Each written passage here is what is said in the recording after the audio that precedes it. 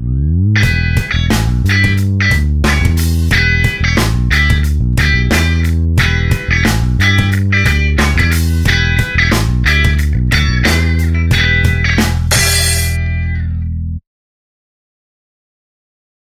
everyone, how's it going? Aaron Rift here from NoDQ.com. Welcome to the NoDQ Panel series. After a brief hiatus, we are back and better than ever, hopefully.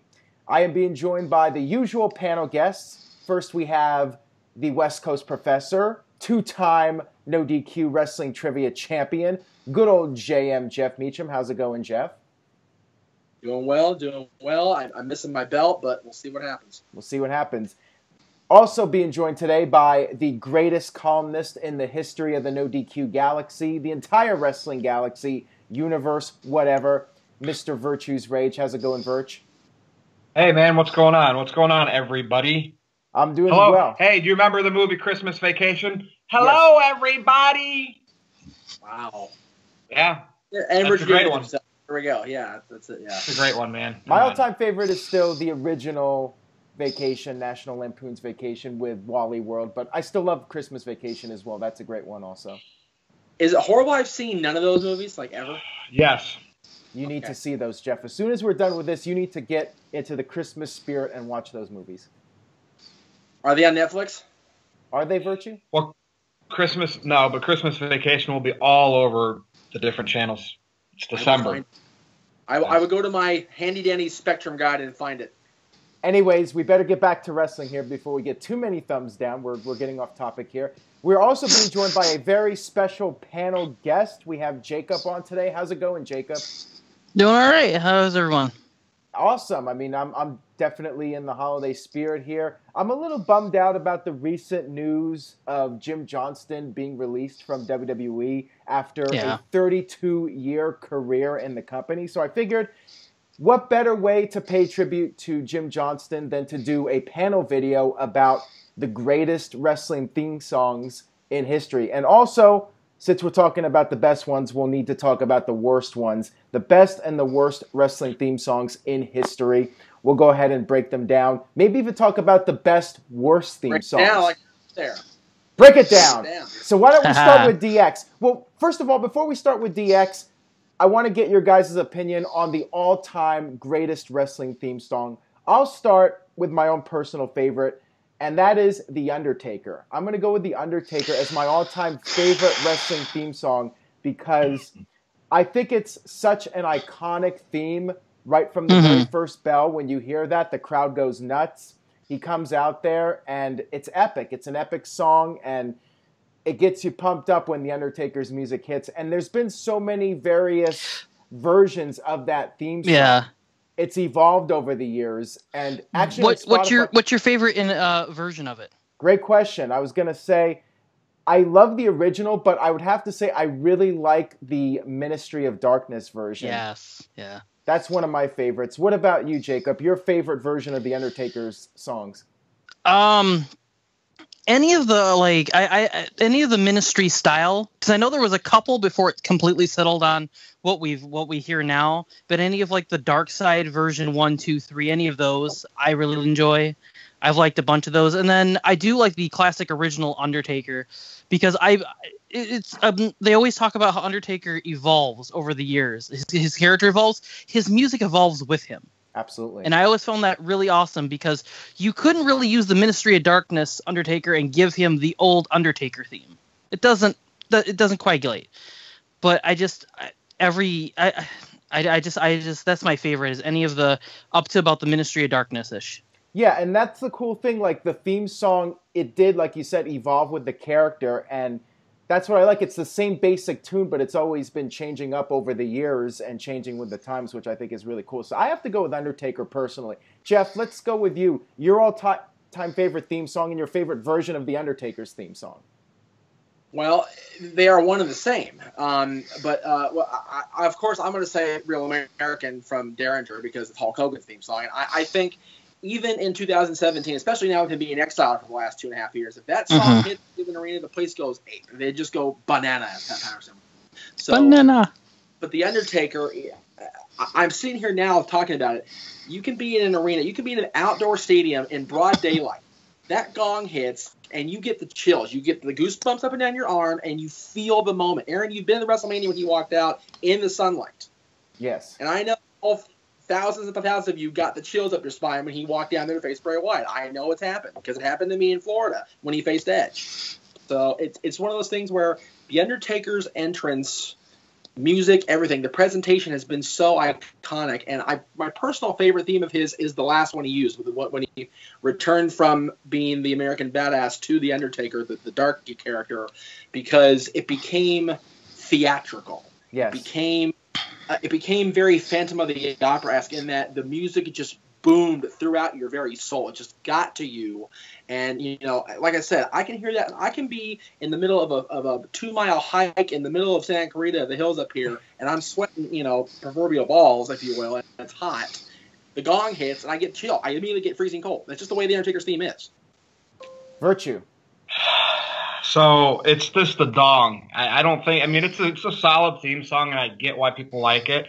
But it's the dong. That's that. I mean, and no pun intended. Kane's is better in my opinion. I like but I like Kane's better. The original Undertaker's, I liked it because it was creepier, it was slower.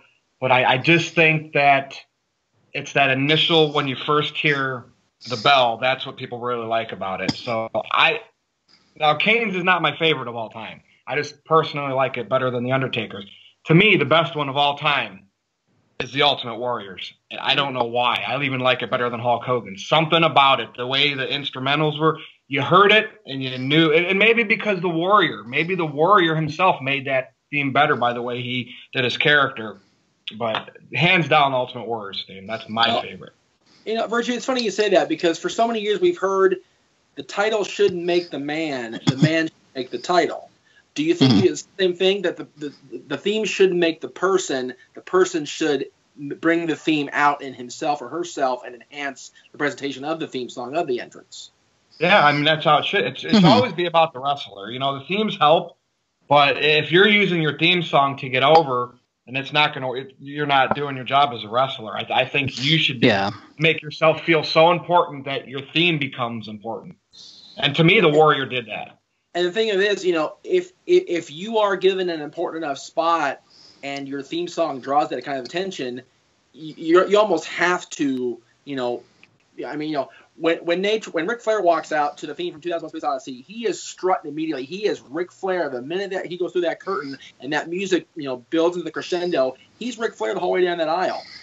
But by the same token, let me just throw it out there, and I'm going to totally just hijack the hosting here for a minute. Let's talk about Doink compared to heel to face. When Bad Guy Doink came out and that immediate circus hit, and then it went to the Dark Sinister, you knew a bad dude, clown makeup or not, an evil guy was walking down the aisle. Mm-hmm. Within here we had, din, din, din, din, din, din, the whole way through, and he was happy-go-lucky. It was like, clown. Yeah, you took the words completely out of my mouth, Jeff. I actually had Heel Doink on here for my best theme song, so thank you for bringing that up. And I totally agree. The Heel Doink song is a classic. The regular one, it's just the happy-go-lucky traditional circus song that we hear all the time. Yeah. But Heel Doink, Matt Bourne walking out there and just having this, he go from completely, and all of a sudden he gets the sinister look. He's plotting some serious bad intentions. Yeah, that's a great underrated theme song in my opinion. Let's talk about some of the more recognizable ones and more popular ones, the top ones. Now, Virtue did mention Kane, and I agree about Kane being one of the best ones for sure. Very much like The Undertaker, the Kane theme is iconic, and it's a memorable tune, and they've changed it over the years. They've tweaked it. It's evolved along with the character. So Kane's is another great one. I also like Goldust's theme song. I thought that one was always a classic one, really memorable song. And I like the remix they did when he became the artist formerly known as Goldust too. That's another really underrated one in my opinion. Jacob, what other ones do you think are some of the best ones of all time in your opinion? Well, I mean, you can't talk about some of the best themes of all time without talking about probably not even arguably one of the best superstars of all time in Stone Cold Steve Austin. Absolutely. And I think that my favorite version of his, because he's had different versions as well, my favorite is 97. Yeah. before he became the big, he stunned Shawn Michaels. The Austin era has begun when he was building with Bret Hart and everything else, and even a little bit before then when he kind of left Ted DiBiase. I liked that. I don't know how to describe it, but it has a different tone to it and has a different feel to it, and I like it. It's darker, Jeff. Darker. When he became the face of the Attitude Era, it had more of a upbeat, like it was continual tempo. When he was the heel, it was do do do do do do pause. It would pause in between the various things, and that was like, okay, yeah, this is just a Stone Cold dude. When he became Stone Cold, when he became the guy we all know and love now, it's like the music was constantly moving. It was a different. I see where you get the different, where you pick up the simple nuances of changing it from pausing in between to just continual, perpetual motion. Yeah, that's the difference between face Austin and heel Austin right there. Great analysis there, Jeff. Yeah, that second version of the song is more like telling everyone this is our superhero Steve Austin, guys, coming out. It's faster paced. It's more happy-go-lucky, if there is such a thing for that theme song. So great analysis, Jeff. And I still like the original Stone Cold song the best. That's the one I associate with Austin, going to Brian Pillman's house and all the stuff he did to Bret Hart. And nobody likes the Disturbed version from the band Disturbed. Yeah, I was just going to say, I like that one. I honestly, personally favor his Alliance theme. I was gonna say that was my second. My second favorite is the Alliance. I'm not gonna sit there and say I didn't listen to the Disturbed on loop, because I did, but me too. But it's just that the Disturbed theme, for whatever it was just like, if you could get a more evil version of the original theme, it's what you got with the I think it was called Venom. I think was the official title of it, but yeah, I liked both of those, both the Disturbed and the Alliance one. Well, the one in the Alliance was called, I think, Venom. The one that Disturbed did was called Glass Shattered, which really was supposed to be a more, hard rock version of his classic theme, because he was coming back more badass than ever. The minute he transitioned to corporate sellout, it should have changed. It didn't change for many months. It's like he's coming out with his badass theme, but he's not a badass. He's like stuck up. It doesn't make sense. Yeah, and the fact that I think. No, well, I don't. When did he debut with it? Because he might have had it longer as a heel than a face. Glass Shattered, the one from Disturbed. Yeah. He had Unforgiven 2000 until I think just after Invasion in July of 2001, so almost a year. Okay, well maybe not, but I don't know. I kind of almost associate that one with that, because when I think of that Disturbed thing, I kind of think of the heel turn at WrestleMania, right? Because that's the first time you hear it in a very long loop. Is that when he's 5 minutes? Well, yeah, but still, it's like when I would hear it on a loop at that very slow endpoint, I would just imagine Austin holding that belt, ready to hit the Rock, and boom, he hits the Rock. Right. So. Yep. Yeah, that Glass Shatters, the Disturbed version, it was more darker than I think maybe the second theme song that he used from '98 to 2000. Another theme song, we did mention DX. I think DX is great. DX was another memorable theme song, which really defined not just DX, but the Attitude Era as well. And I like all the different versions that Chris Warren did with DX. They did like 3 or 4 different versions of the DX song. They even did like a rap version of it that I think they used in 2000. They also had X-Pac's song, which was done by Chris Warren. And then I also want to talk about Triple H, on the topic of DX. Triple H had... He had several different memorable theme songs, including songs that were done by Motorhead and also Evolution's song. All the contributions that Motorhead and Lemmy made to Triple H, those were really memorable songs, I thought. Virtue, your thoughts on the DX, Triple H, and even Shawn Michaels theme song? The original DX one was awesome. I mean, that theme song, when you heard it in the Titantron and they did the change of the video and the buildings crashing, that is what helped me enjoy DX even more. It wasn't really a big Shawn and Triple H guy, but that theme kind of helped me sway that way. Now, Triple H, I think I like the one that the DX guy, Chris Warren, did. What was it, My Time Now or something like that? I actually enjoyed that one. If I had to pick a Motorhead one, I like King of Kings better than the Game. But again, they're all good. It's hard to pick. And I did not like X-Pac. So didn't he have one God, he had one really bad one. Yeah, X maybe Factor. It was him and Albert. Yeah, X Factor. X Factor. The problem with X-Pac's DX song was that it was a rehash of Mike Tyson's DX song. That's right. That's true. But the X Factor one was horrible. I don't know if we're ready for that yet, but honestly, I'm biased toward Lemmy's Triple H's themes because Lemmy being associated with Triple H got me drunk with Lemmy. So there you go. Because I had a DX hat on when he met me at the House of Blues. So there you go.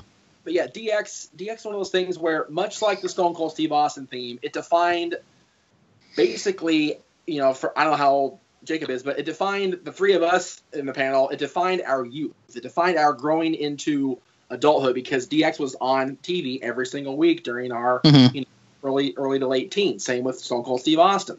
It was one of those things where, an entire generation of fans that were created during the Attitude Era, the Monday Night Wars, grew up with those two songs, with the NWO song, with, different things like that. DX, Stone Cold Steve Austin, and the NWO song, I think, are the themes of my generation, personally. And it's almost like in the 90s, in the Attitude Era, it started evolving to where you had, like, super big intros on these songs, like the glass breaking with Stone Cold.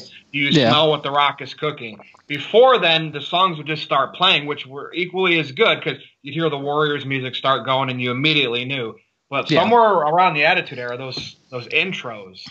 Yeah.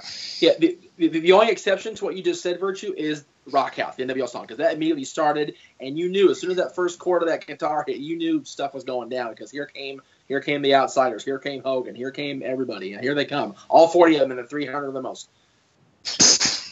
And The Rock, too. The Rock's theme song, like Virtue mentioned, that song also evolved over the years. I think The Rock had something like 6 or 7 different versions of that song during his run. I think he's had the exact same song throughout his whole career, just in different variations.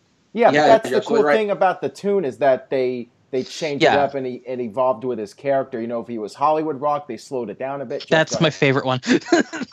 My favorite Rock theme is Hollywood, by far. Is cooking. Is cooking. What's funny, it's even called Is Cooking on Aaron's much beloved Spotify.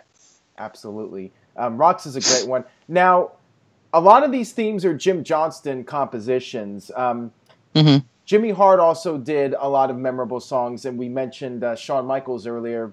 Sexy Boy was Jimmy Hart. That's one of my all-time favorites. And there's a lot of Jimmy Hart songs I really like that might be considered bad theme songs, but I love them. Like the Fabulous Rougeau Brothers. I love that song. That's a great one. That's one of my all-time favorites. For their time, they were great. You know what I mean? Yeah. That's why you can't really pick on them. That song and With My Baby Tonight are the NoDQ the NoDQ chestnuts for this time of year. It's like we do those two songs all the time because, With My Baby Tonight was god-awful. But Fabulous Rougeau Brothers in the 80s was it was designed to draw heel heat on Jacques and Raymond, and it did. You look back now 30 years later, it's like it's just goofy, but it's fun to listen to. It's fun to sing along to. And the mountain. Let me ask you guys this: which Shawn Michaels one did you like better, him or Sherry singing it? Shawn's. Yeah, I was gonna say Shawn's is. See, I like Sherry's because it was supposed to be wretched, horrible, her screechy voice. Exactly. That's why I liked it so much. But sensational Sherry with the Macho King. I liked everything she did. Yeah, I personally enjoyed Sherry's version myself more just because it was designed to be obnoxious. And that actually was on my playlist for a while instead of the Shawn Michaels sang version. But I do enjoy both thoroughly. Yeah, I just like Shawn. I like when wrestlers sing their own theme songs. Most of the time, those are really memorable. There's been some bad ones over the years, but for the most part, I think it's entertaining when the wrestler does his own theme song. Now we've had some changes in WWE, the whole landscape with the theme songs as Jim Johnston has been faded out and CFOs came in and they started producing the WWE music. There's a couple of great songs they've done. Glorious, of course, for Bobby Roode. The Rising Sun for Shinsuke Nakamura, or Shin, as Michael Cole likes to call him. And Phenomenal, AJ Styles. That's a great theme song for AJ. Yeah. I think that's a really good song. Jacob, your thoughts on CFOs and their theme songs and any other ones you would like to mention that you think are really good? I don't mind them as much. At first, I was kind of about it because, Jim Johnston did so well. Why fix something that's not broken? Yeah. But I really don't know where. I mean, a lot of the more modern themes I'm really liking. Like Shinsuke is probably my favorite out of all the modern ones that I've really liked. But I don't know. I'm blanking on any of them on the top of my head, but I don't mind them per se. But I mean, it would still be kind of like before he was released though. Didn't Jim Johnston do some other theme just recently? He redid Baron Corbin's, wasn't it? Theme, yes. Okay. Which is such a welcome switch. Oh my goodness. Yes. Yeah, a lot of people say the new version is a huge improvement. I think a lot of the CFO stuff blends together. Like, you're Glorious and your Nakamura theme, but I don't know. Jim Johnston made everything so distinguished from one another, and the CFOs ones, they all blur together, or they just don't seem as significant, with the exception of the couple. Yeah, really good. There's some, and like I just thought of and I know Roderick Strong wasn't the first to use it, but I do like Roderick Strong's theme, the one that they gave him in NXT. But that is one thing though I've noticed that I didn't mind Baron Corbin's theme, the one he's had, but then when they came up with this new one, it's like, this fits him so much better. Yeah. And he goes with it. As he walks to the ring, he goes and cues himself with the music and walks with it. It's like it's his. Yeah. Well, and it's just like, you don't have too many people that are like, this is my theme. Yeah, Jim Johnston has this ability to be able to figure out like the personality of the wrestler and their character and use the music to work with that character. I mean, he has a really good job of doing that. He knows what kind of tempo to use and what kind of instruments to use for the character. Jeff? I had this distinct memory of watching Beyond the Mat, and Jim Johnston with the guitar in his hand, and this guy he's slow, and it becomes the Vader song. Like, Jim Johnston knew that they had to move away from Vader's, I think, iconic WCW theme, that big, loud, big man Vader theme. They had to make WWF song for Vader, and Jim just knew exactly what to do with our. Yeah, I like that one because Vader would move. He would move to it, like that. Yeah. He do the whole Vader. He would. I look like Vader. Will start with me, people. He would do the whole Vader thing. It was amazing. You guys, Aaron, you mentioned the three. Again, I say Voice of Generation. The Glorious Domination song. The Rising Sun and Phenomenal, I think, are the three themes for the new era as far as WWE. They talk about the new era when the brand extension started again last year, and those three songs have been, you can, people in any arena, in any corner of the world, whatever you want to call it, any part of the globe, will rise up and sing along with that song and get into that song. Aaron, I don't know about Virtue, but you and I have been in a crowd, an NXT show, when both Bobby Roode and Nakamura and Shinsuke Nakamura came out. It felt like a 10,000 seat arena singing along with that song because it was so powerful. Absolutely. Virtue, your thoughts on CFOs and the current? Well, yeah, I disagree with. I mean, I agree with Jeff. I like the couple of big ones they have, but to me, they all blend together. I would rather have Jim Johnston be employed making music for WWE until he can't breathe anymore. That's how great I think he is. Now, with that said, there's two that have really stood the test of time without much change. In fact, I don't even think these songs have changed at all. I'm not talking about Real American Hulk Hogan. We're talking Chris Jericho's theme, and the night he debuted against The Rock, it was like incomplete. If you heard it, it was a little different that night. Jericho's theme and Vince McMahon's theme, those have been pretty much exactly the same over the years, and they're probably my number 2 and 3, right behind Ultimate Warrior. I mean, you're right up there with DX. To me, those are the all-time greats. That's a great point, Virtue. If you have a really great theme song, you don't need to tweak it. We've seen a lot of these theme songs change, but no chance in hell Vince has used that same song, no remixes or everything. He's used the same song since it debuted, and that's saying something, that it's a really memorable theme. There was no need to change it. And Shawn Michaels had the same theme song. It never changed. He kept the same theme song for his entire career, which is pretty cool. Sometimes, these wrestlers, they change their theme songs and it's tweaked. But then again, sometimes the characters change and evolve. Vince was pretty much Vince the entire time. I mean, yeah, you're the boss. Yeah, so there was really no need for his theme to change. But it's just the reaction. Really I like the reaction from the crowd. It's like the second you'd hear "No Chance," it's like, oh crap, the boss is in town. Yep. Well, it even had before "No Chance," it had that little rev up that would just start. Yeah, that's what I meant. The rev, yeah. But still, right into "No Chance." Yeah. When that little guitar riff starts playing, you're like, uh-oh, it's going down now. And the thing is, you mentioned, all you guys mentioned, Vince has needed to change his theme song.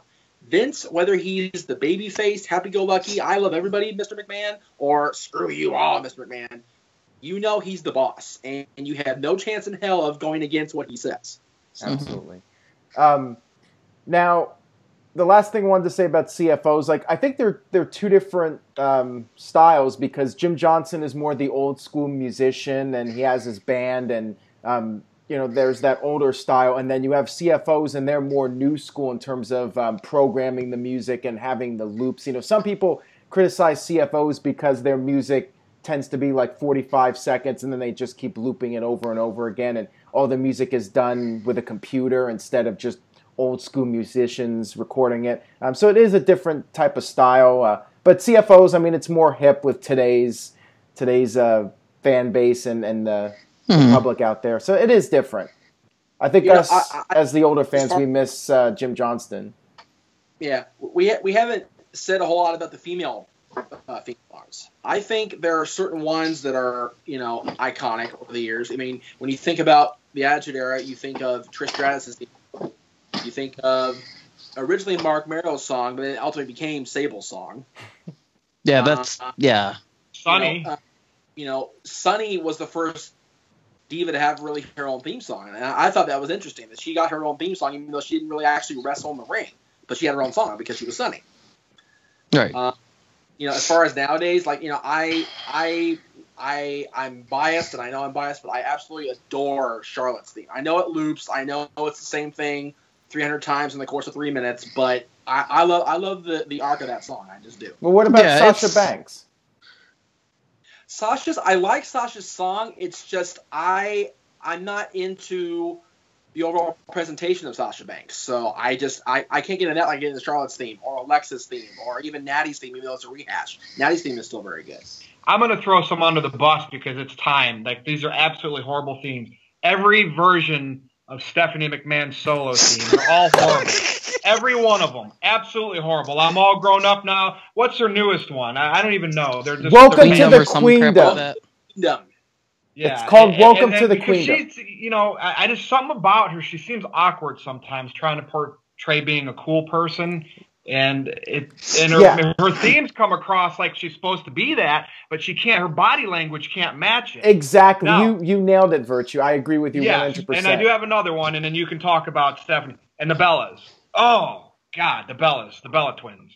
Oh. I do not like those. They're horrible, in my opinion. That's my opinion. Thoughts, everybody? I agree with you 100,000,000%, Virtue. Yeah. Yeah, I know, that was obvious. I think the best example of Stephanie trying to be cool is like when she was dancing with the New Day. Yes. She was trying to dance with the New Day and be cool. And it's kind of funny to see Triple H kind of outshine her, but I thought it was a lot more entertaining when he tried dancing than she tried dancing.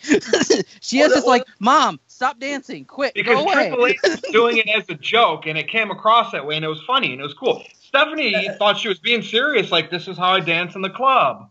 Yeah. Triple H. Sorry. However corporate Triple H gets, in the back of that devious little mind of his, he's still a degenerate. And if he's dance with the New Day, he's going to dance with the New Day. And it was funnier than, you know what? Stephanie, whenever she's tried to be the cool person in the room, like, oh my goodness. I get the moment with Cena and the spanking is funny, but it's funny because of John Cena, not because of Stephanie McMahon. It's not. So, the whole day dance thing is like, okay, Steph, no, you're a mom of three. Stop. Just stop. Mm-hmm. Stop right now. That's like your mom did. It's worse than your mom doing it, Stephanie. Stop it. No. Now, if Vince were to do Dance with the New Day, I'd be on the flat. I'm just throwing that out there now. Yep. Well, I agree with you 100%, all you guys, with what you've said. And Stephanie McMahon's song, Welcome to the Queendom, every time I hear that, it just... I associate it with wanting to turn off my television every time I hear that song. It's that bad. Is that what her newest one's called, Aaron? Yes. Welcome to the Yes. Queendom. And then Virtue hit it right on the head, Penny. He did. The Bellas. Both the Bella Twins / Nikki Soul theme Brie and Mode. Brie Mode. Oh my! Oh yeah, and Breeze. Okay. So I officially nominate Brie Mode as the worst wrestling theme song of all time. I cannot stand it. It's like it's worse than scratching a chalkboard for me. Even the illiterate Dean Douglas scratching the chalkboard. Yes. What about Isaac Yankum? That's a bad theme song, but this is worse. But the dump truck for what's his name? Duke the Dumpster Drosy. Yeah, and the earthquake and typhoon, that was for the characters. Like, I can't say those were bad. That was just supposed to be. Yeah, I guess. Yeah. They're not really theme songs, though. They're just textures. But Brie Mode, oh my gosh, that's awful. Is. Yeah.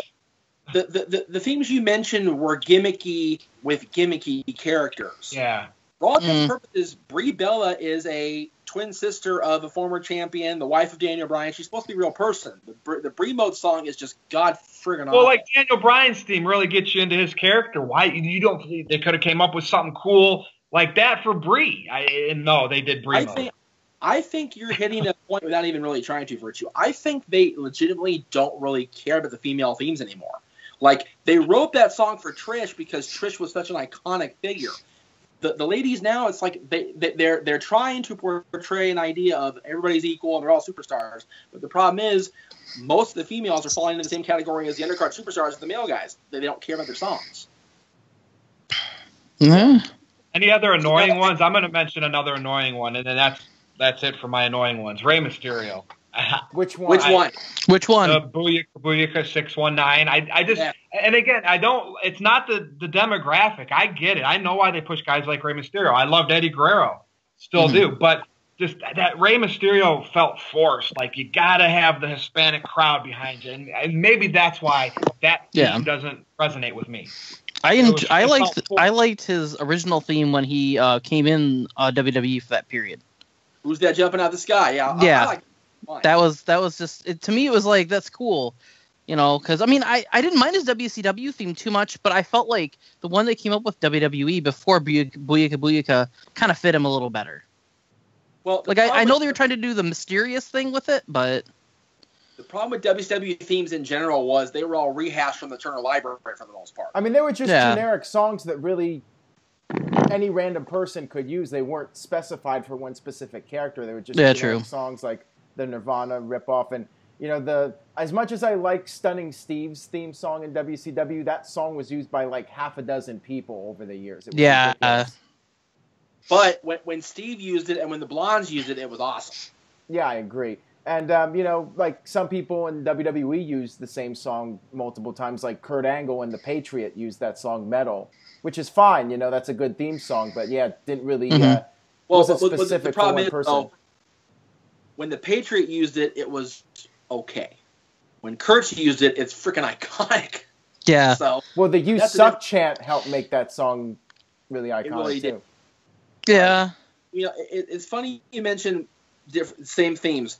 Do you remember that Mr. Wonderful's theme song was used without words by like half a dozen, including the Maestro? Yes. What's funny is that song, with and without words, two different theme songs, are both on the Best of WCW Spotify album. I noticed that the other day. I was listening to like, it's the same song. Again, that's Jimmy Hart. Jimmy Hart definitely produced the best WCW theme song. And Aaron, since we're going back to that time, I don't know everyone that Jimmy Hart's responsible for, but Mr. Perfect, $1 Million Man Ted DiBiase, and Demolition. And I know Demolition was a band, but like, how did we not already mention those? Those were all three of those. Demolition was the same guys as Hogan. It was Derringer, but Jim Johnston helped make that happen. Demolition's it's one of those things where Demolition was on their own, no question about that. But their theme song, "Playing in the Rain," just amplified the presentation, no question. Oh yeah. And with Perfect, it was what he said he was. It was a perfect theme for him. It was athletic. It was an Olympic presentation. It was athletic. It was pomp and circumstance, which is another good song, by the way. I'll get to that in a minute. And then DiBiase's, what's funny is Spotify and the remixes, they've altered DiBiase's song over the years. Was DiBiase's theme one of the first ones where during the theme he was cutting his promo, the whole theme? Yes. I mean, was there one before that where anyone cut a promo during their theme? I can't think of one. Not before, but definitely after. Yeah, that's like iconic for that reason. Yeah. Mm-hmm. I noticed DiBiase's theme in the remix version that they've put out on albums in the last, a couple decades or whatever it's been. It used to be the money would only be the parts where Ted wasn't cutting the promo. They've remixed that part of the song into the promo part too. I go, why? Ted's good on his own. Why do you have to have the background singers? It doesn't make as much sense. It's not as good. Now, Pomp and Circumstance. Two iconic people, Gorgeous George and the Macho Man Randy Savage. That saying that right there speaks the value of circumstance. Even professional wrestling, that song is iconic. And you know what else you have to lump in there, Jeff? Because it's a song like Piper's theme. It was your traditional bagpipe theme, but you got to put that in there too. As you hear it, and you immediately know. So I kind of group Piper and Savage like those aren't great theme songs because they're just your normal songs that have been in existence for a long time. But the characters, right? And Daniel Bryan goes into that category as well. Yeah. And as does Ric Flair. Ric Flair's song was not Ric Flair's song until 1981 or whatever, but it's still a iconic song in movie history. Yeah. But when most of the people I know, and yes, I know a lot of wrestling people, but even people I know that don't watch wrestling, when they hear that song hit, they go, "Where's Ric Flair?" Right, exactly. It's just you associate with Ric Flair. Now you mentioned Ted DiBiase. What about in terms of bad theme songs? Ted DiBiase Jr. I Come From Money, or I Come From Money, and it's the auto-tune. I don't even remember that one. Maybe it was that's awful. I do remember it. Awful song, in my opinion. I could pretty much say WWE Music Volume 10 and just cut the show right there. I remember the Legacy theme, but for some reason I can't remember DiBiase stuff. That was a good one. I liked Legacy. But I can't remember DiBiase Jr.'s. Yeah, Legacy was good. The original song, Priceless, not so good. That one, I didn't like that one either. Now, there's a couple other bad ones. Unfortunately, you're not going to like this one, Jeff, but RVD's TNA theme song I thought was terrible. Oh no, please. You had to go to TNA, didn't you?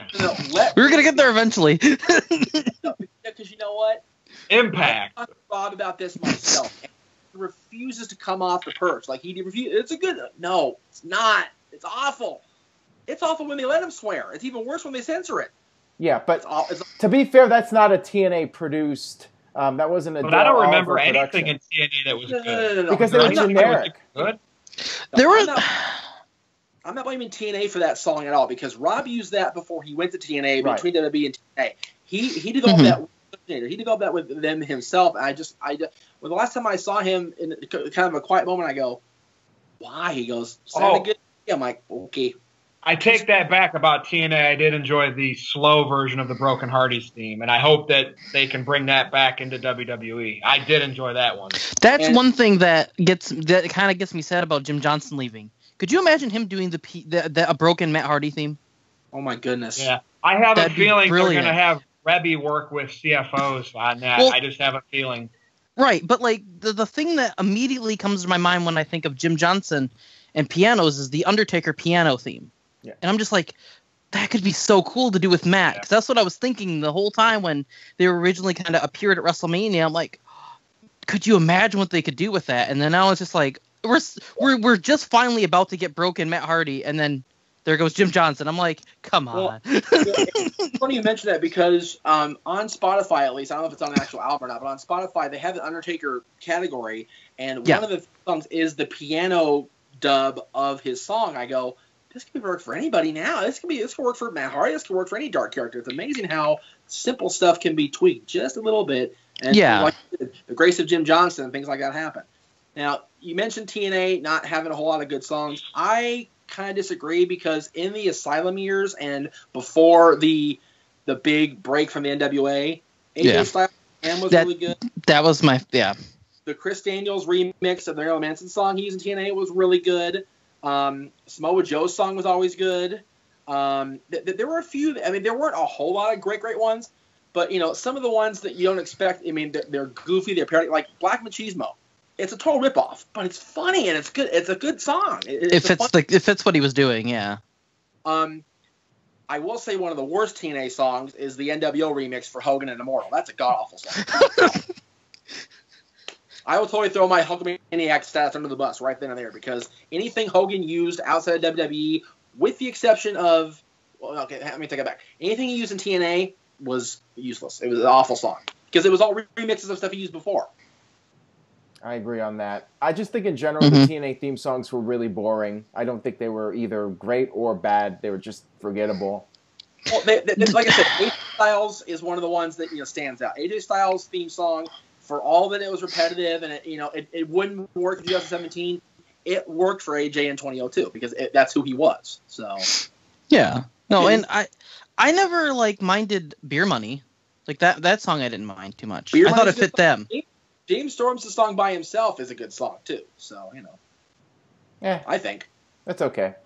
And I like Mickey James Hardcore Country. Any from ECW. Any from ECW. Well, enter Sandman for Sandman, but that's that's not. ECW is that we can talk about every theme they use, but they didn't own any of that, so it's not really. You're right. Yeah, didn't Raven use? Didn't Raven use? What band did he use? Go ahead. Go ahead. No, Raven had a theme. I can't remember what band. Maybe people can put it in the comments. I'm trying to remember what theme he used in ECW.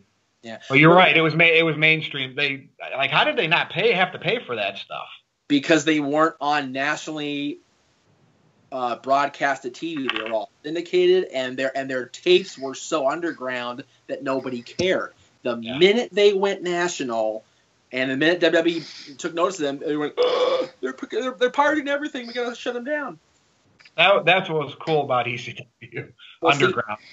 That's why when Rob was using Walk by Pantera when he first became television champion, and then ECW exploded while he was TV champion, Pantera went, yeah, no. So they had Kilgore remix it and do their own version, and that's the one that became iconic for him when he was World Television. You talk about the Sandman. The Sandman got to use the Sandman theme once in ECW WWE when that was a one night stand. They just said screw it, who cares? But in every DVD sale of that and on the network, it's the ECW WWE version of Sandman. Yeah. Unless you recorded one night stand on your videotape or DVR or whatever, you don't have Metallica playing him at ECW. So. All right. Well, there's a few more songs I would like to run by you guys real quick, and then we'll go ahead and wrap this up. Just a couple of additional bad ones, in my opinion. I never liked Kelly Kelly's song. I thought that one was terrible. But in general, I did not like a lot of those diva songs from 2008, 2009, 2010, and so forth. Nia Jax's theme, I think, doesn't fit her character at all. I think it's way too upbeat for a monster heel, which she's supposed to be. And I never liked, maybe I'm just uncool, but I don't like Titus O'Neil's theme either. So I wanted to run those themes by you guys. Anybody want to give their thoughts on those songs? I don't know Titus's now. I did enjoy the Primetime Players $1 Million Move. That was a fun song. Yeah. But I like that one. Song now. I can't stand, like you said, Aaron, like you said, Virtue, CFOs has kind of taken the personality out of WWE theme songs, with the exception of AJ, Rude, Nakamura. Those guys, there's no real life or personality. They're just, okay, this guy's coming out, play his music. Yeah. And how can we not forget American Males from WCW? American Males, American Males, American Males. It's bad when we even started to say the phrase American Males and Buff shot us down. Like, nope, stop it. Yeah. Nope. All right, well, that's all I got. I don't know why that one's making me think of Brock Lesnar. I don't know why. We didn't mention Brock Lesnar. It has a very good beginning. Like you hear it and you just know. Again, like a lot of these songs do. But does anybody like Brock's? It's a good one. I do like it. I like Brock's when it evolved. When he first came in, it was dun dun dun dun dun dun dun dun dun dun. I was like, oh, this is awful. But when he evolved to the next big theme song, oh, this worked. He's a butt kicking machine. We got it. So. Yeah, it's a pretty good one. And Batista's is a good one. I like Saliva's version of it. I was gonna say the Hardys too. I mean, we probably forgot a lot. Yeah. The Hardys. The Hardys. The Hardys now works. When they were apart, Matt Hardy version 1 and Jeff Hardy when he wrote his own song, not so much. Yeah, I mean, it just comes down to your own personal taste. But I think we pretty much covered the top, the best of the best, and the worst of the worst. Mm-hmm. So we'll go ahead and wrap this thing up. Jacob, thank you very much for being on today. It was great to have you on. Thanks for letting me on. Absolutely. Anything you would like to promote or plug? I just have a Twitter at ZombieFighter89. Okay, cool. We'll be sure to mention that in the description box so people can message you on there. And Jeff Meacham, anything you would like to promote? I don't know when this is going up, so I'm not going to promote what I'm going to promote. Today. But Twitter and Instagram _Jeff Meacham. Be on the lookout, as I mentioned, for Talk Wrestling to end 2017. I'll be giving my final thoughts on the year and how it's been, good and bad, and we'll see you from there. All right, and Virtue, your plugs. You Everybody. Your dog? Yeah. He was going to be barking the whole video, so I've kept him calm. So if anybody's like, "What are you doing with your hands, Virtue?" Yeah, I'm keeping my dog calm. You know where to find me. NoDQ.com, opinion section. Twitter, at NoDQ_Virtue. Aaron Riff's YouTube channel. Facebook. I'm everywhere. He is everywhere, and he's very opinionated. He likes Roman Reigns. He likes Vince Russo. You guys could start a debate with Virtue. Head over to Twitter and send a message. If you dare. What about Vince Russo's theme, which was a ripoff of Iron Man? You know what? Bad, Vince. Sorry, Vince. It was bad. It's so funny. A lot of stuff I think about Vince Russo, I think of garbage. Him walking out to a remix of Iron Man wasn't so far-fetched. It's actually pretty funny. Yeah, because he was the Iron Man of WCW booking. Yeah, in the Barry Bonds or New York Yankees jersey. That was the best part. Yeah, that theme song's almost infamous now because when I hear it, it reminds me of the end of WCW pretty much. Oh, yeah. All right, guys. Well, we'll go ahead and wrap this thing up. Thank you all for watching. Thank you to the NoDQ panel for being on today, and we will see you all next time.